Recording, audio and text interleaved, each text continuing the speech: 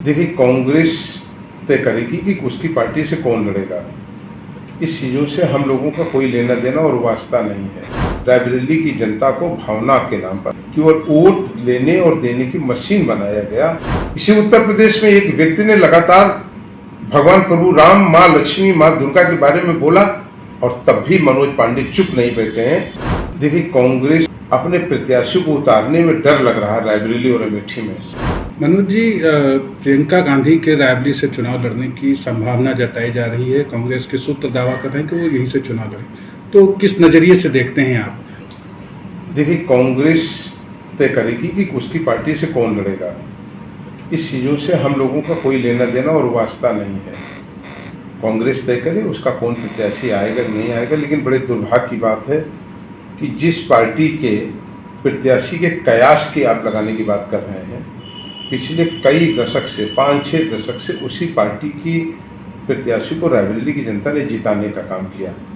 आज अगर कांग्रेस के ये दिन आ गए हैं कि उसे अपने प्रत्याशी को उतारने में डर लग रहा है रायबरेली और अमेठी में, तो ये अपने आप में इस चीज़ का इम्तिहान और परिणाम दोनों है कि कांग्रेस ने रायबरेली और अमेठी के लोगों के साथ धोखा किया, छलावा किया।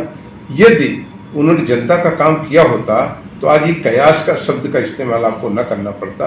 मेरा मानना है रायबरेली की जनता को भावना के नाम पर, कभी परिवार के नाम पर, कभी घर के नाम पर केवल वोट लेने और देने की मशीन बनाया गया।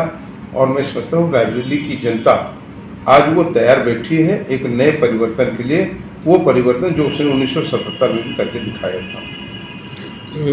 प्रधानमंत्री ने आज जो है विपक्ष पर आरोप लगाया कि जो विपक्ष के नेता हैं वो राम, प्रभु श्री राम का नाम लेने से डरते हैं। अगर कोई नाम लेता है विपक्ष का नेता तो उसको पार्टी से बाहर निकाल देते हैं। अब इस गौरव वल्लभ उसके उदाहरण हैं, आचार्य प्रमोद कृष्णम उसके उदाहरण।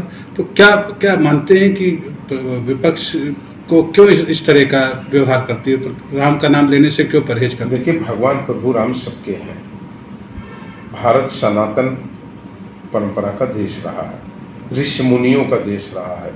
एक विराट संस्कृति, सभ्यता और परंपराएं हमारे देश से निकल करके पूरे विश्व में गई हैं।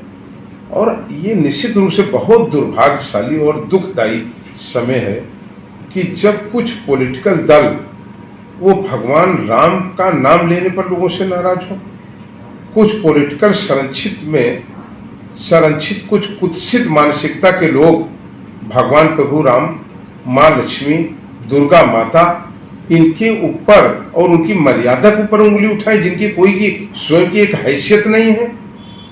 इसी उत्तर प्रदेश में एक व्यक्ति ने लगातार भगवान प्रभु राम, माँ लक्ष्मी, माँ दुर्गा के बारे में बोला और तब भी मनोज पांडे चुप नहीं बैठे हैं, उसका माकूल जवाब दिया है।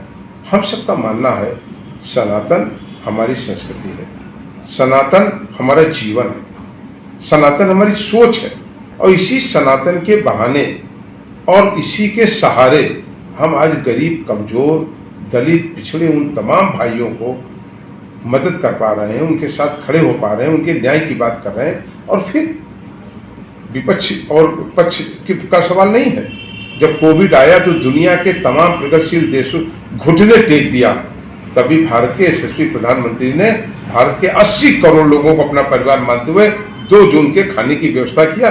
मैं समझता हूं कि आजाद भारत में और दुनिया के सारे प्रगतिशील देशों ने टकटकी लगा करके भारत को देखा कि भारत इस संकट के समय भी एकजुट है और अपने देश के प्रधानमंत्री के नेतृत्व में लगातार उसने कोविड से लड़ाई लड़ी और उस पर पार पाई। और मैं कह सकता हूं कि भारत की वैक्सीन पूरे विश्व में मांगी गई और उसकी स्वीकारता हुई।